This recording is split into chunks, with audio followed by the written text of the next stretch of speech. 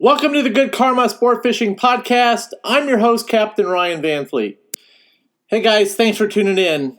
This is a bonus podcast today, talking fishing tips. But first thing, guys, this month pick up a copy of Saltwater Sportsman magazine. I was selected for a feature in that magazine. I'm super excited. It was a lifelong goal of mine to be featured in that magazine because some of the best in the world have been in there. So it is an awesome magazine. There's a lot of great content, and I feel that they're one of the last ones out there that really do put out some great stuff. So I'm super stoked to be in that magazine. Again, it's Saltwater Sportsman magazine. We go over my style of Wahoo fishing, and I provide some tips in there as well. It's an awesome feeling to be involved, and I really do appreciate the listeners that have reached out to me and congratulated me. So that really means a lot. And thank you guys. And you guys know who you are. So pick up a copy. It's, like I said, it's the November issue. It's just now hitting the newsstands. I just got my copy in the mail yesterday. Yeah, it talks about my downrigger styles and just different stuff that I do as far as targeting the Wahoo. Stuff that I've talked about in the podcast. So, but it kind of, then they formulated it all into an article with some cool pictures. I got pictures of Elliot London from Bait Strips in there and Brooke Christ Outdoors that had fished with me last year around this time, holding a big Wahoo. And then one of my clients with his first Wahoo that he caught last year. So, very cool. So, pick up a copy. And special thank you to David Conway for putting together a well-written, just a very nice article. Thanks, David. Means a lot. Did an awesome job, brother. Thank you. The article gets in depth about the downrigger planer. And if you really want to learn how I run that downrigger and planer, like I said, I have a course available for that at the goodkarmafishingtackle.com. And if you fished with me in the past, I've changed it up. So there were some mishaps along the way to get it really dialed in to where it runs absolutely perfect, and I have like zero issues with the planer. So if you really want to learn how I do it, how I'm doing it now, like I said, you can buy the course. It's available at the goodkarmafishingtackle.com store, along with some other courses. We're going to be running a lot of bait strips. A lot of guys struggle with bait strips and tearing them. I have a course in there for how to run those bait strips effectively without tearing, and you can they'll last you over the course of the day, actually 1 or 2 strips. So, and I'll be talking about bait strips here in the future, some more tips with that. But again, I have a course with bait strips in there, and you also get a nice discount off bait strips when you do purchase a course. There's a discount code built in for bait strips built into the course. So it's just as a thank you guys for buying the course and so forth. So that way you'll be able to get stocked up because you're going to need them because it's coming here probably after all this wind that we're experiencing. So, but today I'm going to focus on one fishing tip, okay? And I think it's kind of a lost art, and I think not a lot of the guys are doing it.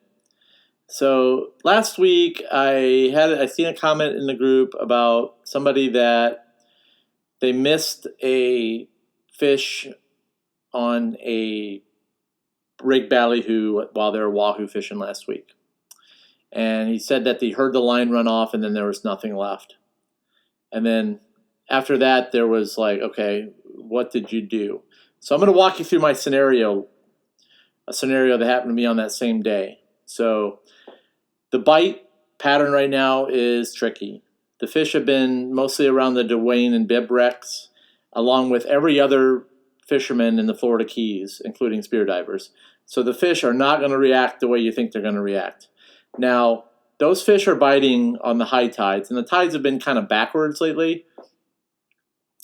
So, and they've been biting in the evenings off that wreck. And I've seen that pattern a few years ago, and when the tides were set up just like that, and the same thing happened. So the guys in the morning didn't do very well, but the guys that went out at night, the guys that sleep in, I call them, and take advantage of that evening bite, they're the ones that got them. If you're going to fish that wreck, you got to get them off the first ball, okay?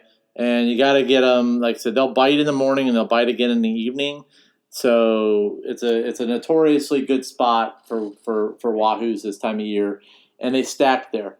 So I'm there last Tuesday, and I'm running ballyhoo, and I'm testing some new lures that I'm making, and I think it was last Tuesday. I don't remember, but it was right after the first little front we had, and I had one big wahoo bite. The fish ran off the long center with a rig ballyhoo, and the fish ran for does his usual run for about 20 to 15 seconds, and then he stops. Now, what did I do? Most guys will start bitching. Oh, he's gone, and this is what's happening. But here's what I did, and a lot of guys don't do this, is that this is standard, okay? If you're listening, this is what you really need to pay attention to this, okay? If you're learning how to troll. And because this is going to happen to you several times, and it's probably happening to you several times, and you've missed really big fish, okay? So the fish hit, he does his usual run, and he drops the bait, okay? So immediately I cut the throttle back, I turned to the side to where the fish was at, and I dropped that bait in the free spool, okay? So I dropped it in the free spool, and I put my thumb on the reel, and I felt him pick it up again. So I dropped out probably another 150 to 200 feet of line, and he picked it up again. And because I was not on the throttle, I couldn't get my slack back. So what I usually do is, because of the way Good Karma is set up, I was able to really like maneuver. So I had the fish in one hand, the fish was speeding up. So what I did was I punched the throttle forward some more to speed up, and because I have a two-speed reel Talica, I'm able to get that slack back really quick, and I hit him, meaning that I gave him, I really started trying to drive that hook home into him. Like I said, I could tell the fish was on because I got my thumb on the reel, and my clickers are on all the time. I get so, I just don't get it sometimes. There's a guy, clients are not allowed to turn my clickers off anymore. And I have guys that want to put the rods in the rod holes, and all of a sudden they'll shut off the clickers on me. It's not, I own the rods and the reels, so the clickers stay on my boat until they are hooked up with the fish. Reasoning is that I've seen so many backlashes happen because an angler decides he's going to shut the clicker off on me because he can't stand the annoying, to them it's annoying, and because everybody has their own particular thing, is that, and then boom, they backlash the reel because they don't have good control over the fish if they need to get a drop back. So all the time the clickers stay on in the boat, and if I may piss a guy off, but it's going to save that guy a whole lot of heartbreak when the clickers are on, when he gets a 50-pound wahoo or 60-pound wahoo on and he misses it, and he needs to get a smooth drop back, and he doesn't, and he's so excited that he ends up backlashing the reel. So guys, the clickers stay on in my boat for a reason, and I take good care of my stuff so that I rarely have a clicker failure anymore. So anyways, so basically what happens is that you're going to, like I mentioned before, I'm just letting that line dump, and I can feel that fish. I can feel that fish pick it up in my thumb. Now my thumb does blister, but listen, that's a great day. When I come home and I got a blister on that thumb from dropping back fish all day, I could give a shit less. I think it's awesome. It's just all part of it, and that is what it is with me. That's just me. So that's all part of the thing, man. I'm very lucky to be doing this for a living. I could give a shit less. So for me, I can tell how fast I can just feel that subtlety of that fish pick it up. And I'm letting that fish dump, and I can feel him go, and boom, I'm able to push that lever back up on that lever drag and get tight.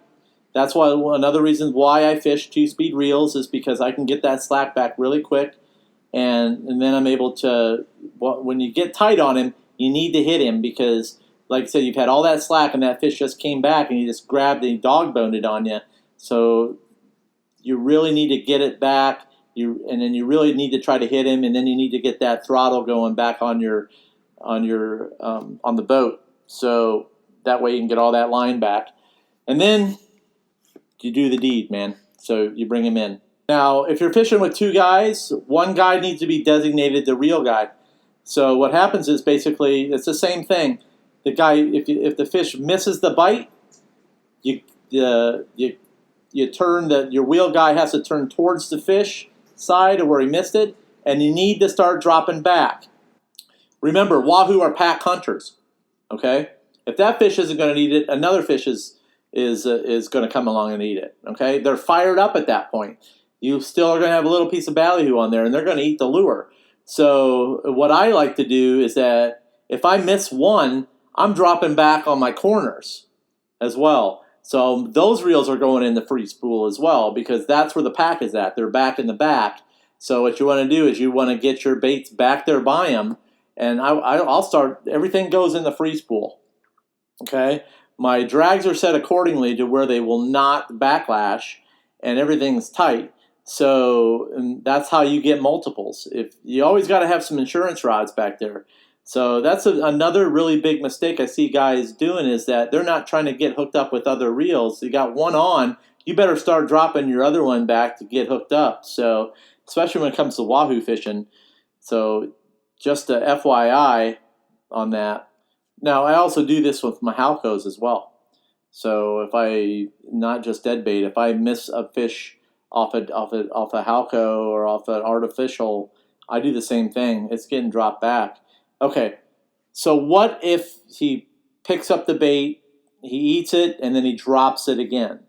Okay, so you think you're hooked up, and then he drops it again. Okay, so this is where it gets tricky. This is where you need to shut your clicker off. Okay, so this is going to make that bait like it's going to smoke off your reel. Okay, so this is when it gets tricky, and you have to make sure that your drag settings are right, your reels are good, and you have to, and also too that the person on the rod and the reel has some experience. Otherwise, you're going to make one hell of a mess. Okay, but this works a lot. Okay, and I do it all the time. So when I'm looking for multiples, this is what I do, and 9 times out of 10, this happens several times throughout the year. It's just how it goes. Especially when I'm dolphin fishing and marlin fishing. I mean, those 2 marlin I caught, not this year, but last year, those were caught on the drop back. The fish missed the bait, and they came back, and I hit it again, and he missed it. And then I did this. I turned off my clicker after he missed it a second time, and then I went into ultra frill. I went into high speed drop back by turning off my clicker. So what happens is, the fish misses it again, okay, which sucks, and then you're like, shit. So you got to keep your cool. And I'm like in the zone when this happens. So that's when I punch my clicker off, and then I'm just letting it burn out, and you just got to keep your thumb on that reel just to keep that pressure on there. And it's gonna, like I said, it's gonna burn up your thumb, which is awesome. It's an awesome feeling. Just think of it like that. If you're bitching about, oh, my thumb hurts, you need to find another sport, because sport fishing and burning thumbs is all part of it. And if you haven't had a day where your thumb's not burning, you're not blistered up, you weren't fishing hard enough. So, or you were missing fish. So I always get the guy that tells me, oh, they short bit me all day. I go, well, was your thumb burning? What do you mean? I didn't burn my thumb. I was like, okay, well, this is what you got to do. So that's the first question I ask. I go, let me see your thumb. And if that thumb isn't burning and you say you had a short bite day, then honestly, that's where I'm at with it. So I'm here to teach you guys, and the drop back is so important when it comes to wahoo fishing. And what I'm teaching you here is going to catch you wahoo it's going to catch you big dolphin. Big dolphin are notorious for short biting. And 9 times out of 10, most guys have missed big dolphin that are listening to this podcast because they didn't follow these steps, or they didn't hear the bite, or they weren't like paying attention to how they bite. So everybody just thinks that those fish just rip it. That's not the case, especially with dead bait. So you miss them again. What do? Pretty simple stuff. You basically push that drag back up, and you need to start reeling fast and getting that bait. You should start jigging it, guys. I mean, make it look like it's fleeing away from him. That will trigger another strike if he's very aggressive, or it'll trigger another strike from another fish that's there in the pack. So if you didn't hook up on that last drop back, you need to push that lever back up. You need to start reeling. You need to start jigging. You need to start making it move. And then what I like to do is I'll punch the boat into gear and I'll start like hauling ass away. Okay, so that happens too, and that will get them to bite again. It's never over till it's over, man. It's never over till it's over. I have caught monster fish this way, and your bigger ones always like to eat last. A lot of them, okay? They always like to eat. They always like to eat last. Some of them, I don't know what it is. Big bull dolphin are like that too. They like to hang out in the pack, and they like to send in all the small fish, and then those are the ones that are going to eat way back there. Just telling you. So, what if you don't hook him again? Just put the rods back in the rod holders and start trolling. Keep your trolling speeds up. And you got other baits out there that may not have got touched, and then watch what happens. So usually when this happens is that you basically got everything fired up and going again. Those fish will come back and eat. It's truly amazing how it works. So they want that bait moving fast, and sometimes you just can't get them on the dropbacks. But usually you can. But if you don't, then you let those other baits sink out there that are there, and you speed back up, and then they'll watch what happens. You'll probably get hooked back up. So, okay, so you're back up and running, and you miss the fish. I see a lot of guys, they just leave the areas that they're fishing. I'm like, what are you guys doing? I said, I don't really have to worry about that dude messing with my fish today. So I'm like, I just don't get it. So they just keep on moving. Even after they miss a fish, I'm like, well, and I ask guys that question. I go, did you go back through? It's like, no, they don't. So it's mostly because they're high-speed trolling. So when you're high-speed trolling, you miss a lot of that stuff. So you're just really trying to capitalize on getting hooked, and you can't do a lot of sharp turns. You got all the weights in the water. It's just a pain in the total ass. But anyway, so that's just my feelings on high-speed trolling. I just don't like it. So everybody has their own method, but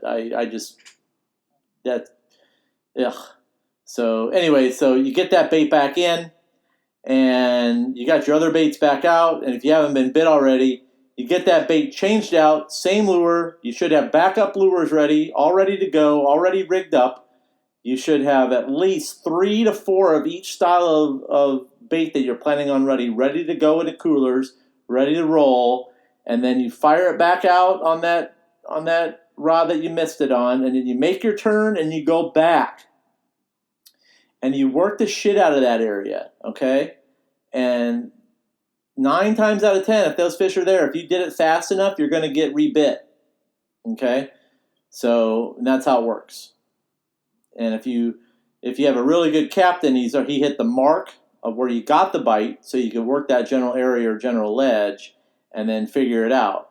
So I'm just telling you, you guys that are really new to ballyhoo fishing and new to wahoo fishing, there's just more than just dragging lines and getting bit and hoping they stay on, because it just takes. And also too, if you're wearing like the snowmobile gear, I call it, like all the like UV stuff, and I get like the sun protection game, I lather up, I know it.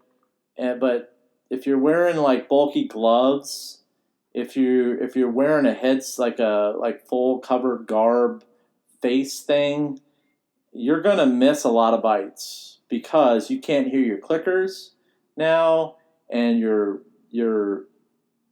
how fluid you move with the rod to get the drop back is going to be kind of strange. So wear some tighter gloves and be able to see around you. I see a lot of guys with the face mask on; they just can't see anymore. They just can't see I go, do you see that bite? No, I didn't see it. And I look at them is because they can't see because the face mask gear is in the way. So, or they can't hear the bite that goes on the clicker, because what happens is you have the engines going, and you have that extra added sun thing over your face, and you just can't hear the bite. So that's what happens. So I'm just telling you guys, I see a lot of this on my charters now, is that, or they just can't get a hold of the rods to work it fast enough. This stuff, the drop back takes practice, and you have to be very fluid with it. And there's mates that can do this stuff in the white marlin tournaments, and they can, like, it's amazing to watch a mate that works white marlin tournaments and hits dropbacks. So it's so important. And what you can do is you can practice in your house. And like I said, when you're sitting down at the TV, or like grab a rod, figure out, practice lifting that rod with one hand. You really start getting to know your reels as far as what you need, as far as how every reel is different about how it drops back. I have used accurates versus talicas. I got rid of all my accurates because they just don't drop back the same for me. So the Talica was built for, it's just a very fluid with its lever drag, and the dropbacks I get are awesome. So just a great reel versus an accurate. I just don't have that. An Abbott, I just don't get the drop back with that. So that's really what I'm looking for, is the ability for a reel to make a really good drop back, because that is one of the secrets to catching more wahoo, is more dropbacks, and doing it quickly and getting the bait back there to them. So, like I said, that's one of the reasons why I use Italic, because when I was using the accurates, they just didn't do it for me. So, great reel, don't get me wrong, but as far as the drop back goes, I just have a lot more luck with the Talicas and stuff. And that's another reason why I fish lighter reels, is because when you're trying to drop back using a Tiagra, like a big reel, or a heavier 50 wide, it's just extremely challenging. And if you don't feel that reel running correctly, a lot of guys try to drop back while your rods and reels are in the gunnels, that you just can't get a feel for the fish. And I don't do it very often, but sometimes I have no choice, because I'm dropping back with one hand, and so I drop all my reels back while they're in the gunnels. And so another thing too is that you got to learn how to get your rods out of the gunnels when you got a fish on. And I see a lot of guys are struggling with that, and they don't realize how strong the fish is. So what they do is they push the levers up while the fish is hooked, and then they don't realize that, oh my God, there's a lot of pressure, and I can't get the rod out of the rod holder, and because of how strong the fish is. So when you pick up a rod, don't engage the drag until you have it in your hands, because you're not going to be 9 times out of 10, you're not going to be able to get that rod out of the rod holder on a really big fish. So, or if you got to move it around. I'm just saying that because I've seen that lately on my fishing charters. So I see a lot of people, they'll push the drags up. I'm like, no, get the rod out of the gunnel, then push up your drag, because people don't realize how strong the fish is. Okay, and if you jam up on that lever, that really puts a lot of strain on it, and you pull a lot of hooks. So you got to be able to move with the fish as well, and you have to be able to let that rod bend correctly.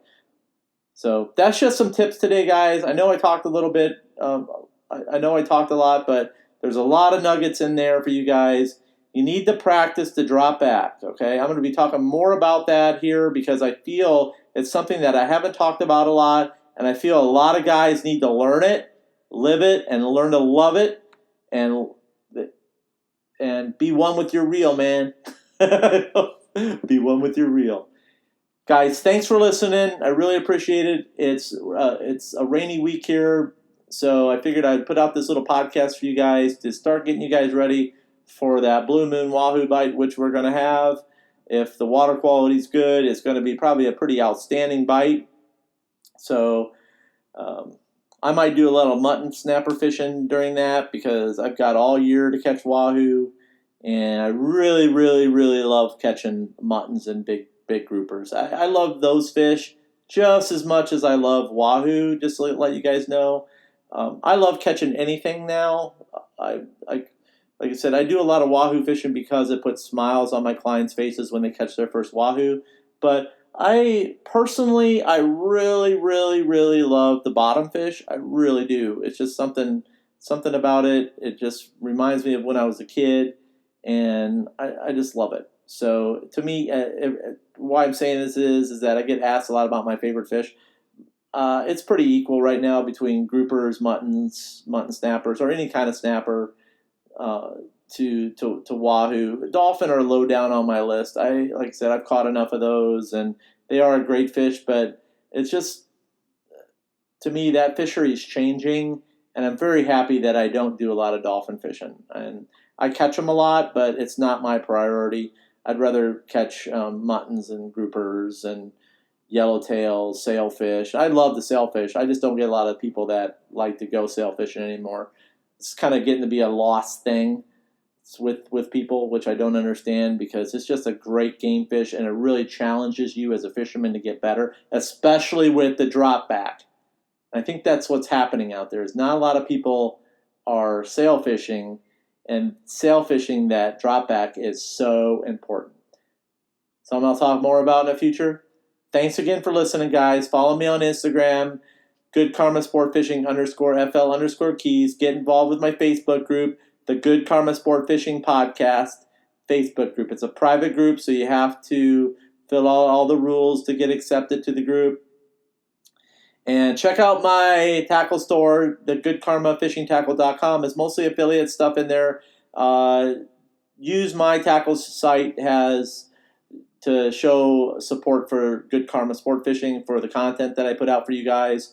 And if you're ready to take it to some next level and want to see exactly how I do things, then you can buy a course. It's from the tackle store. Like I said, go to the tackle store, goodkarmafishingtackle.com courses. You got some of the courses that I have for sale in there, and I'm getting ready to put out a couple more. I'm not going to tell you what they are, but a lot of people have been wanting them, so I'm going to put them out. So that's it. Thanks for listening, and remember, anytime you're fishing, it's all good. Learn the drop back to catch more Wahoo. There you go. That is a tip that you should practice and learn. I'm out. Have a good one.